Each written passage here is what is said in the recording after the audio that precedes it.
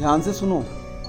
संसार में जितनी भी सफलताएं होती हैं और मोक्ष मार्ग में भी जितनी सफलताएं होती हैं, उन सबका आधार पुण्य हुआ करता है। इसलिए संसार में अगर कोई जोड़ने की वस्तु है वह है पुण्य, अर्थ नहीं, क्योंकि अर्थ की प्राप्ति भी पुण्य से हुआ करती है।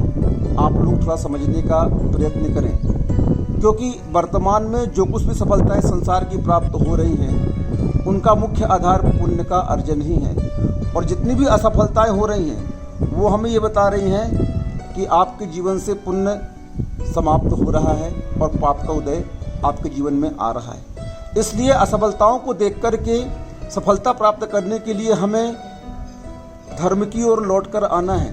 भगवान का अभिषेक, पूजन, भक्ति, आराधना, यही पुण्य के अर्जन का एक मुख्य साधन है।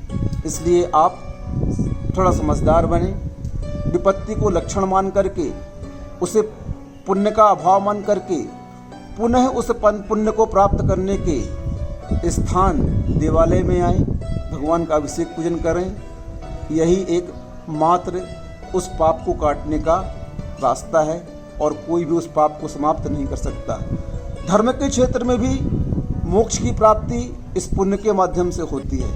यानी संसार की सफलता, यहाँ तक कि पापी के पाप की भी सफलता पुण्य पर आश्रित है।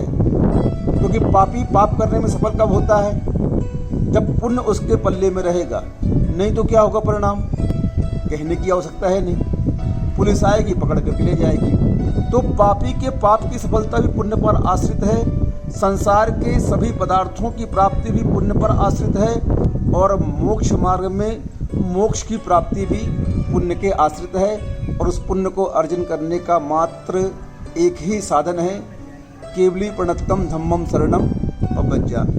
केवली भगवान के द्वारा कहा गया धर्म जो है उसकी शरण में जाने से ही साथ से पुण्य का अर्जन होता है।